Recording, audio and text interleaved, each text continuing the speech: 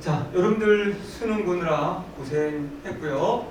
일단은 편안한 마음으로 결과를 기다리시면 될 것 같고, 여러분들 일단은 이 강의는 여러분들 혹여 보신다면 내가 저렇게 해서 맞았는데 틀렸는데 확인하는 차원을 보면 될 것 같고, 예비고사를 본다면 저렇게 접근을 해야 되는구나 라고 여러분들이 생각하면서 따라오시면 됩니다.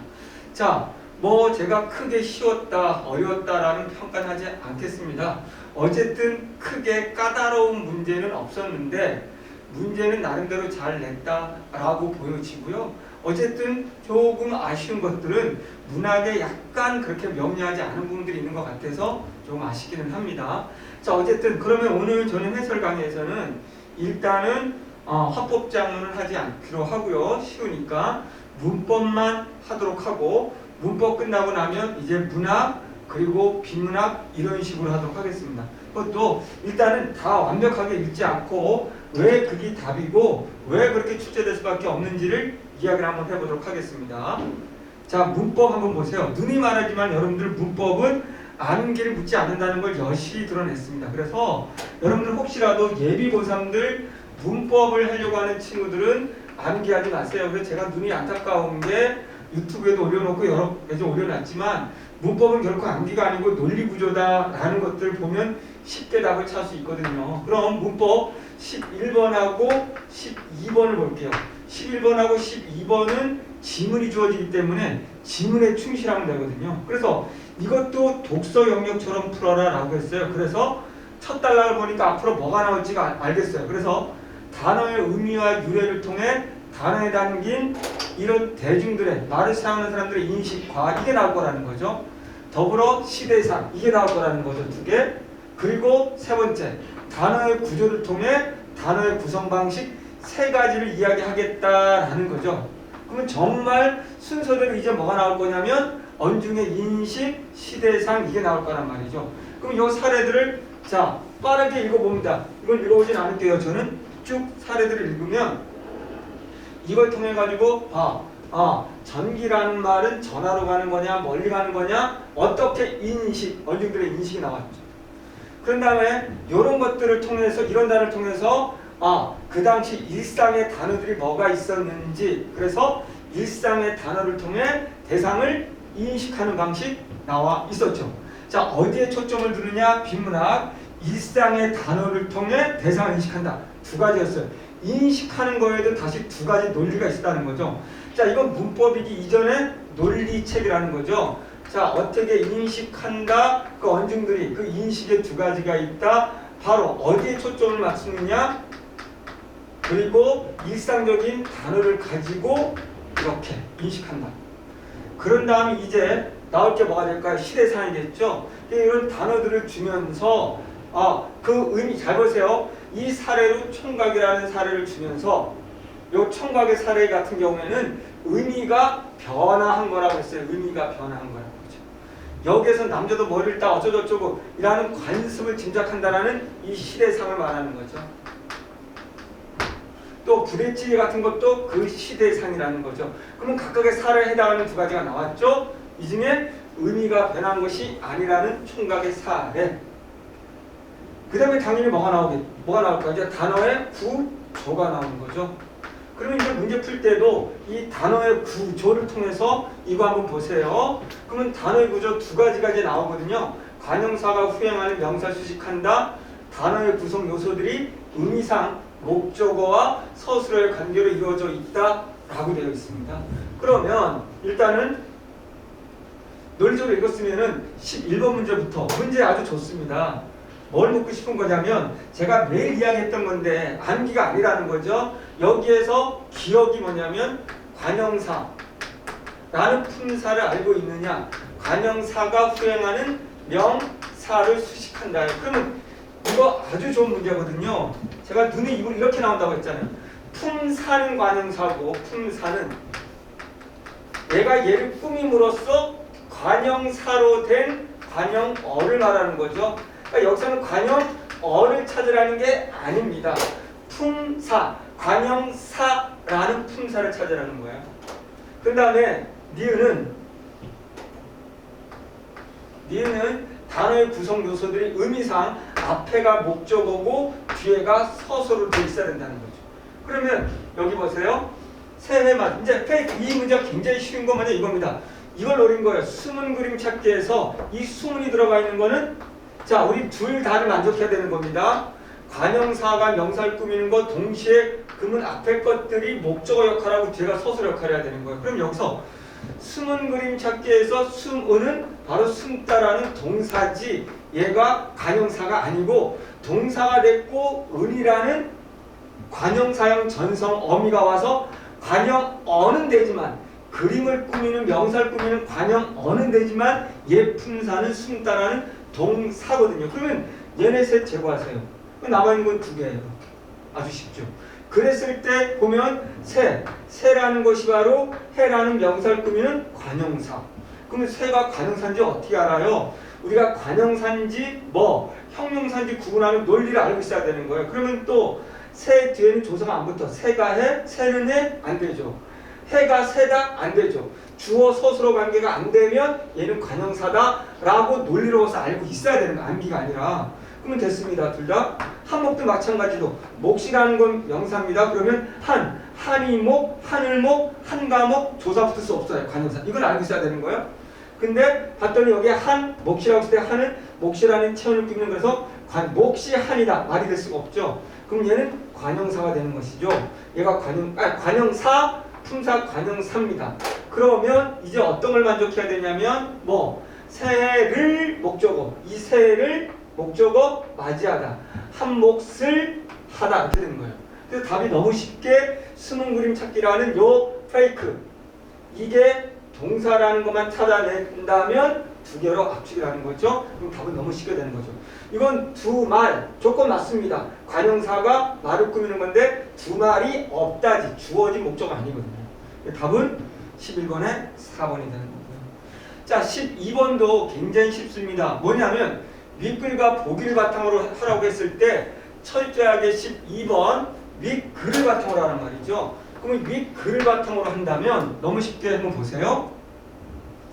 자 수세미는 기존의 의미에 새로운 의미가 더해졌다는 점에서 총각과 유사하다. 총각이 지문에 있었잖아요. 다시 논리구조를 생각해요. 지문에 있어서. 그러면 총각은 아까 뭐라고 됐냐면 원래 의미가 변화했다고 돼 있죠. 의미가 변화했다와 새로운 의미가 더해졌다는 건 다르거든요.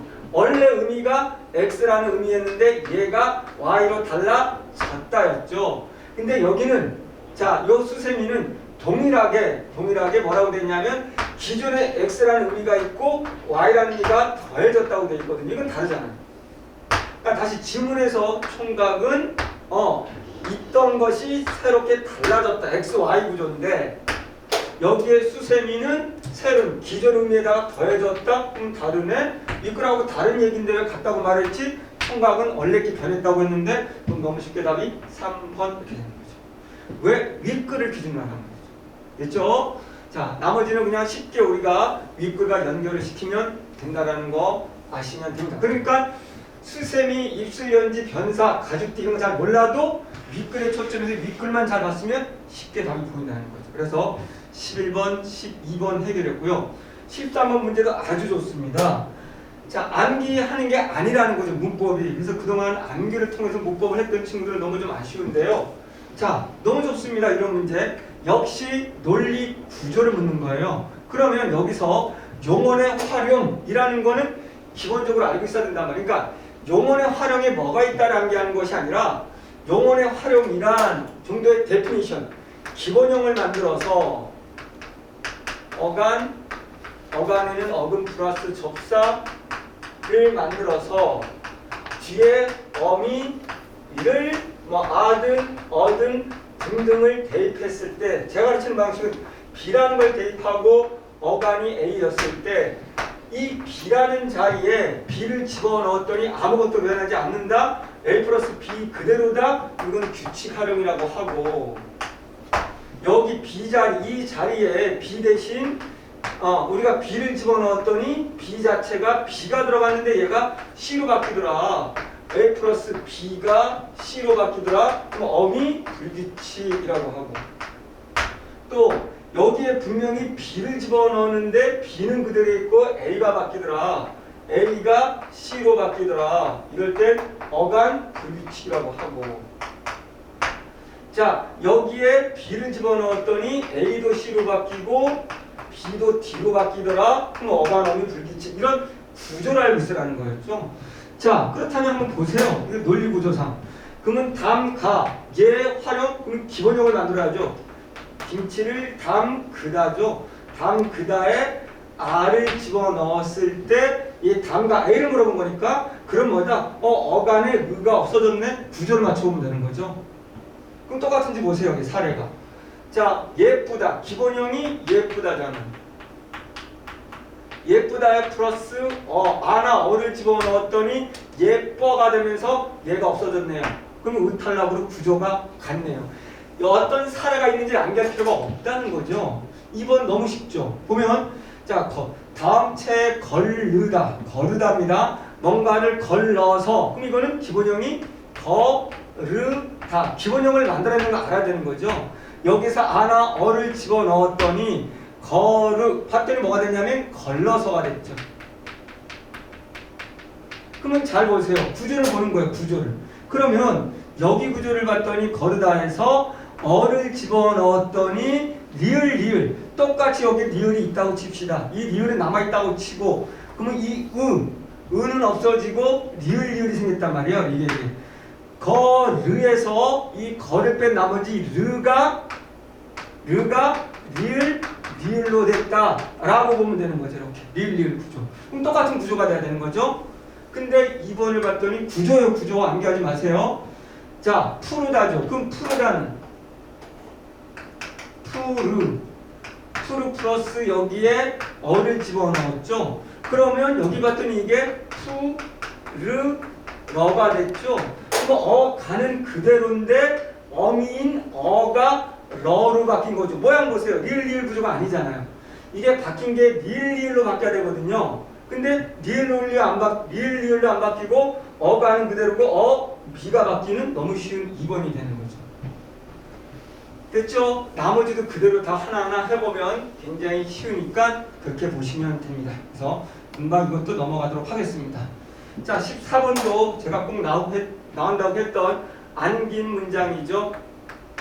아는 문장, 안긴 문장 뭐라고 상관없어요.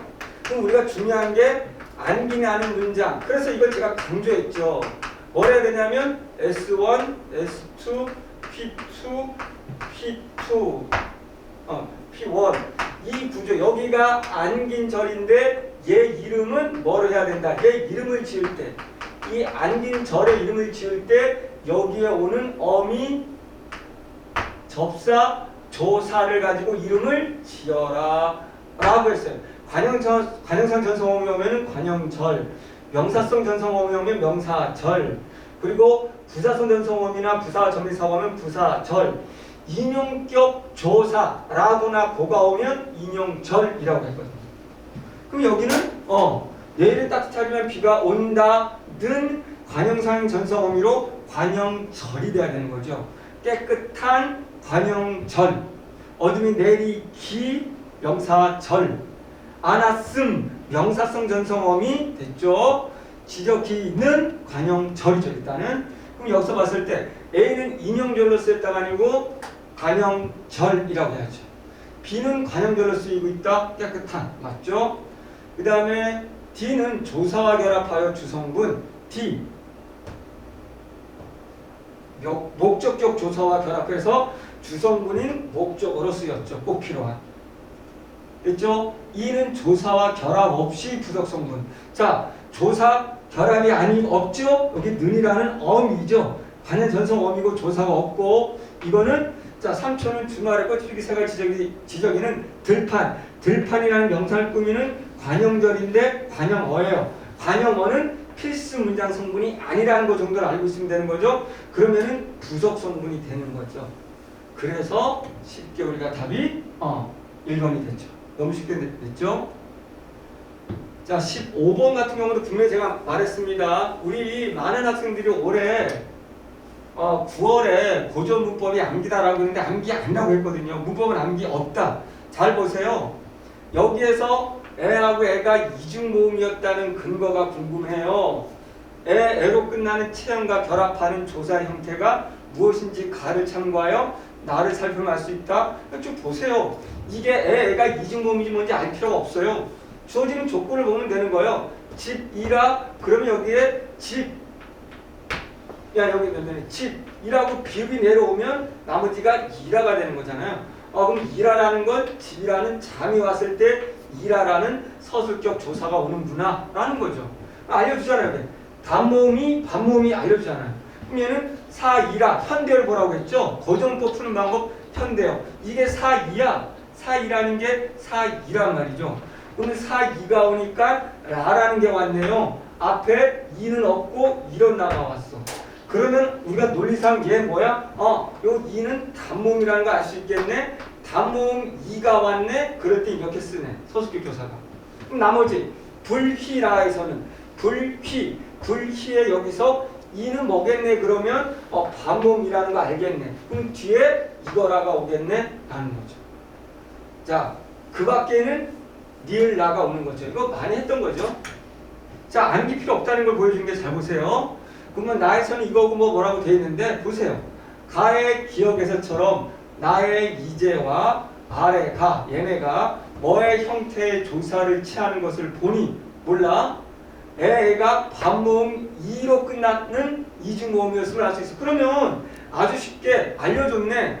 애가 반모음 2로 끝난대요. 그러면 반모음 2로 끝난 거, 반모음 2로 끝난 거의 사례는 불희라잖아요. 그래서 반모음 2로 끝났다고 알려줬으니 이게 오면 되는 거죠. 또 알려줬으니 자, 그러면 니네는 이거가 오겠네. 반모음 2라고 말해줬으니 이게 올 것이고 이거에 해당하는 사례가 뭐였다? 바로 바로 보면은 뭐다? 불희다 라고 생각해요. 그러면 다시 가의 사례에서 반모음에 속하는 것이 사례가 요거다. 불이다. 그런데 얘네가 반모음이라면 이거가 온다. 그럼 알려주는 거 아니야? 찾는 거 아니야? 그러면 여기에 이거다. 끝. 너무 쉽죠. 그러니까 지식이 전혀 필요 없다는 거죠. 자, 이렇게 해서 우리가 일단은 문법을 다 아주 간단하게 해결했습니다. 이렇게 암기가 필요 없다는 것만 아시면 문법은 굉장히 쉽습니다.